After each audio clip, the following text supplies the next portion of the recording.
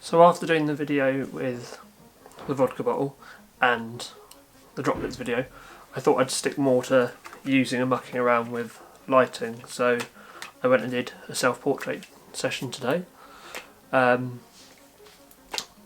I was using two lights again, using the 600 and the Youngno 560. Using two lights, using the Youngno 560.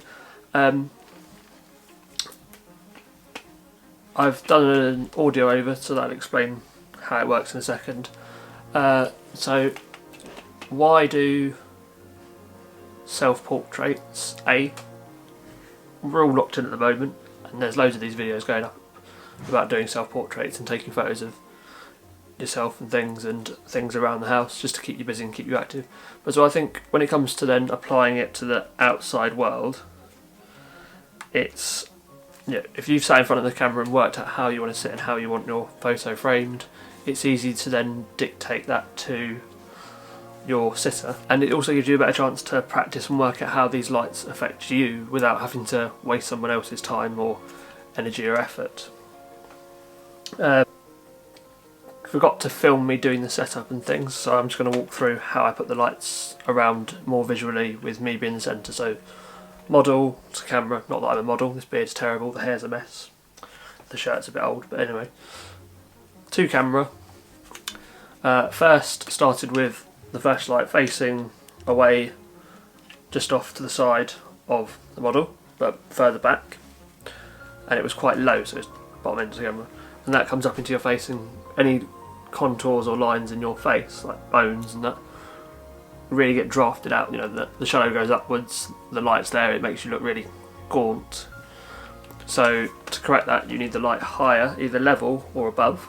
Once I'd got the front of my face exposed nicely and happy with roughly how it was, wasn't entirely happy, didn't have enough space to get the light far enough away and the power level right for the distance and that, but I'm going to practice more. I'll show you. Got the front of myself nicely exposed and balanced. I then worked on backlighting and then using tethered capture in Lightroom. You can see what you're doing better if you don't have a flip out monitor, as well as being able to adjust and get the finalised image sooner rather than later in terms of working tethered. That's another thing to talk about later. I did originally video it, but my screen recorder failed, and then I was left with no video of how I did it, so I just flicked back through instead of talking about it. We'll work on that again and make that a bit better. Again, I tend to make a lot of excuses, which isn't good. They're excuses and habits, but well, not habits, excuses and reasons, but you shouldn't have to give reasons, you should be able to get the results. So that's what I've got to work on for the next few weeks. Yeah. I'd fully recommend a flash gun, even if it isn't one that's particularly technical like the 600. It's just something nice to play with. It makes photographing in darker spaces easier. You can get some interesting setups when we're allowed back outside and seeing people again.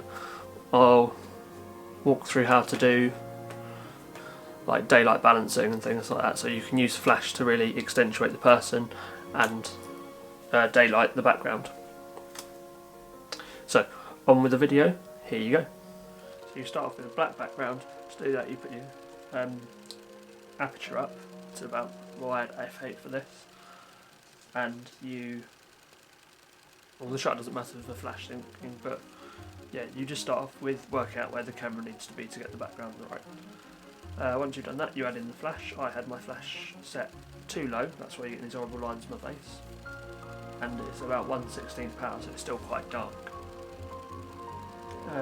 Move the light up a bit, still to the side, which was not quite what I was going for, but turned it to 1/8, and as you can see, it's exposed my face better, the lighting's a bit nicer, but it started to light up the background, so I had to move it again to a more straight on effect, which worked better. It kept the background still a bit dark, you can see some bits there. But my hair's completely disappeared into the background, you can't really make out the difference, so worked on getting a second strobe in to just add in some backlight, as you can see there. I'd shoot in black and white, so you can see where the light hits more up against having to judge different colours. So the backlight started to look nice. Reintroduced the front light and then turned it back to colour to see what it was looking like, to see how thick some shadows were and how it worked in the whole image. Turn back to black and white, adjust the lights again, so moving it slightly off to the side a bit more, and turn the power back up a little bit more so it's on, I might have got my numbers wrong, but it's slightly more powerful than it was. With the Youngno 600 you can do increments in between the numbers as well, so got the balance a bit nicer there, changed the lights around so that it's filling in the other side, and I got to an image that I was more or less happy with. Zoomed in just to adjust some highlights and details, make sure the background's a lot darker, make sure the eyes are as sharp as I can with the lens that I was using.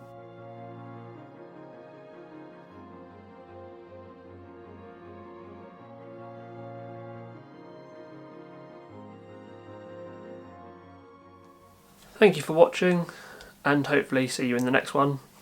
Have a nice day.